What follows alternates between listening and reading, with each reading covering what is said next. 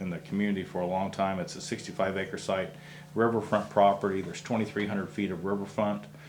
It's got all kinds of water, utilities, rail right beside it. It's zoned M2 heavy industrial. It's already got a federal air permit and water permits and that sort of thing. Just over the last 2 months, I worked with some contractors, and we calculated that the replacement value of the hard assets is $49.2 million.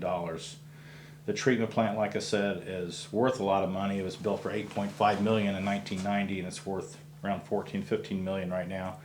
There's a 22,000 square foot laboratory administration office complex that's worth a lot. So what we found out through all this is that the city wanted this property to build either the new sewage treatment plant, combined sewer overflow, long-term control plan structures, in other words, large concrete in-ground storage tanks to hold the first flush of sewage water after a rain event in Terre Haute.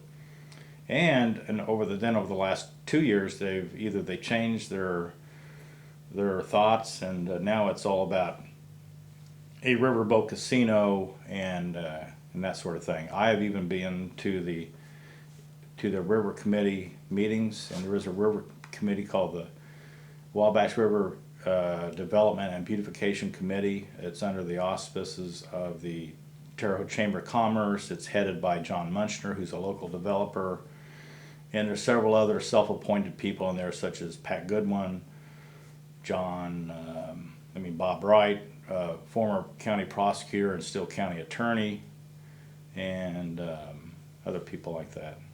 Pat Ralston from First Financial Bank.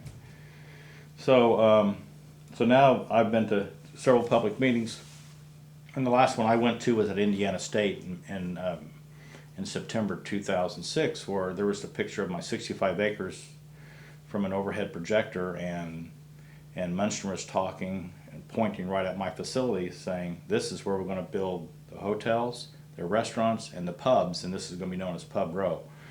So now they've openly said they want my property, and I stood up and said, "Well, how dare you talk about my property? It's not for sale."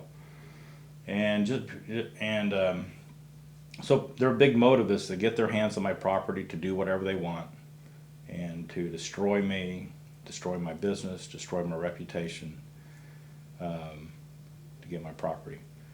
After I had put a lot of things together in March 2005 and I learned about what they were doing after I was shut down, I went to a city council meeting and I offered to the city that I would sell my property or lease it, or we could cohabitate together on the property so they could build a new sewage treatment plant.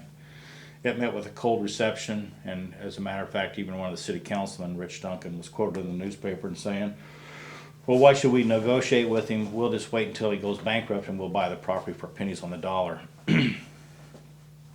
So I'll go back to 2002 of April. 2002 of April, I worked with a company in town alongside a company in town called MMSAE Engineers. And at that time, Pat Goodwin, he was a city engineer, and they were doing the CSO long-term control plan about how they were going to control untreated sewage going to the water.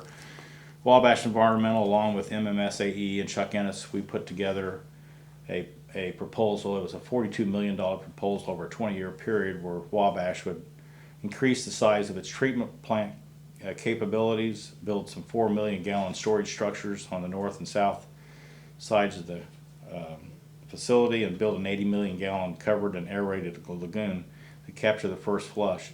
As a matter of fact, by now, 5 years later,